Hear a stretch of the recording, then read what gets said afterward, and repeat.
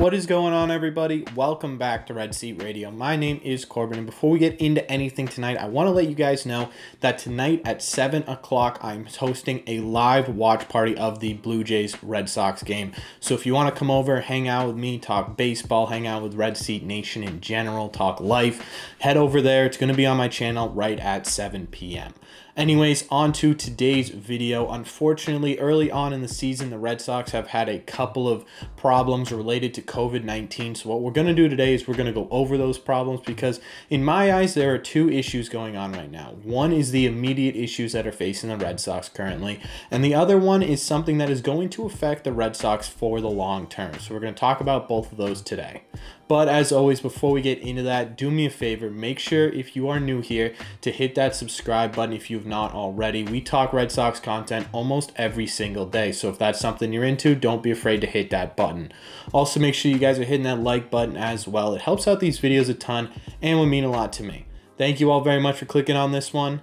Let's get into it. I wanted to start with the stuff that was immediately impacting this 2022 team, and that is this mini outbreak. I use the word outbreak very lightly here, going on in the Red Sox clubhouse.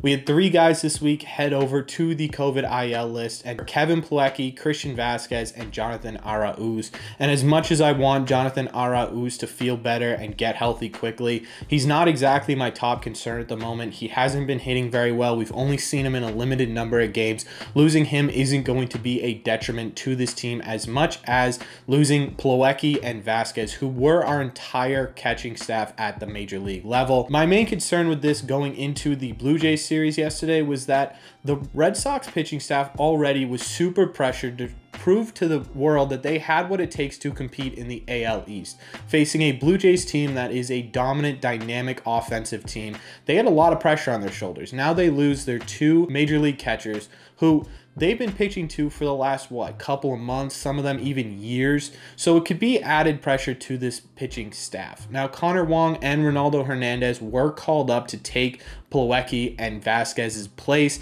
and Connor Wong caught last night, and he did a really great job. We'll get more into the details when we go through our recap at the end of this series, but for real quick, I genuinely thought it was going to be a huge issue. It wasn't. The pitching looked fantastic last night. Connor Wong did a great job. He even ended up batting in the winning run at some point, so I'm not entirely concerned with it anymore, but it was definitely a concern going in, and there might be some pitchers who are kind of concerned with the fact they aren't pitching to a guy who they know and know well. My other concern with this is that this outbreak does not stop there. Obviously, this is a concern. COVID is very spreadable, so hopefully this stops at having our catchers out and not like our middle infield or 2 or 3 of our outfielders, because then we've got a big problem. So fingers crossed that Plawecki and Vasquez get better soon. Fingers crossed that it does not spread. My last concern with these guys being on the IL is that they won't come back 100% themselves. We saw it last year in 2021 where guys who would get COVID would come back from that COVID IL list and just not be 100% themselves. And it makes sense. You spent the last 10 days, I don't know what it is now, 5-10 days, something like that, in a hotel room isolated from other people. You don't have the opportunity to work out. You don't have the opportunity to hone your skills or anything like that. So you're coming back basically off of 14 or whatever amount of days is rest with no playing time at all. So my hope is that these guys come back and are great, because our catching staff really needs to do well this year, especially with our already shaky pitching staff. Those are the immediate impacts COVID-19 is having on the Red Sox right now. But there's another concern that I think all of Red Sox Nation has going forward regarding COVID that could affect and will affect the Red Sox throughout the 2022 season and possibly even beyond.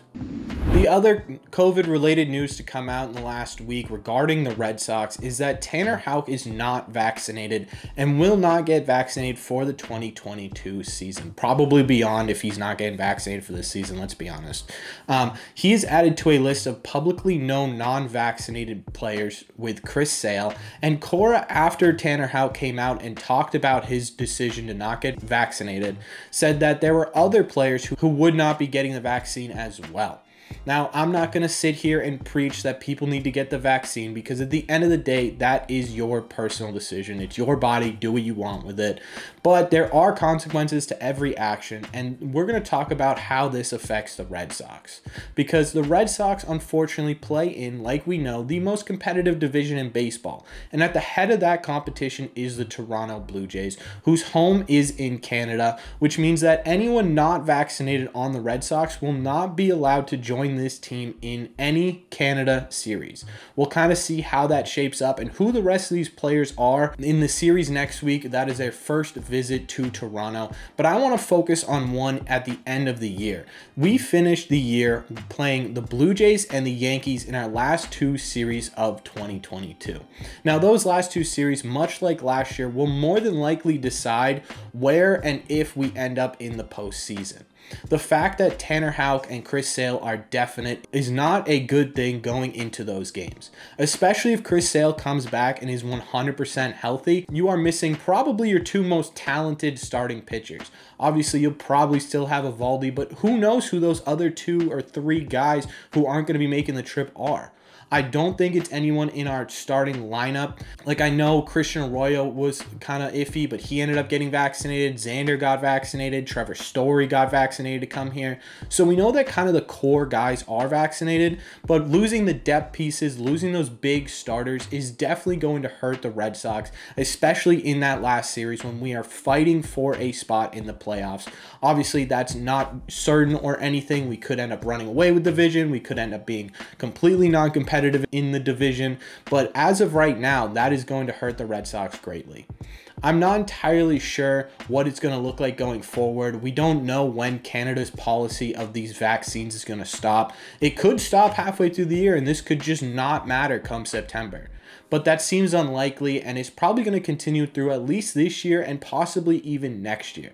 To have to deal with this kind of thing through the next couple of years is not something I'm looking forward to. I don't think the Red Sox are looking forward to, and it just kind of sucks. While it's not a full Red Sox issue, there are other teams around the league who are playing in Toronto who have to put guys on the restricted list, and it sucks because it gives the Blue Jays an automatic leg up every single series. But that's life, and so it's just an unfortunate thing for the Red Sox. Let me know what your thoughts are on all of this COVID stuff down below. Let me know what your thoughts are on the immediate impacts COVID is having and what the long-term impacts are going to be. As always, if you've made it to the end of this video, make sure you hit that subscribe button if you have not already. We are only about 70 subscribers away from our 1,000 total subscribers. So make sure you guys are helping us get there by hitting that button. Also, make sure that you guys have hit that like button as well. It would mean a whole lot to me. Like I said in the beginning of the video, if you're watching this now, I am currently probably live. I'm going live at 7 p.m. Eastern time to watch the game with all of you. So if you want to check that out, head over there. It'll be on my channel. Thank you all very much for clicking on this one. I hope to see you guys all tonight, and I will see you in the next one.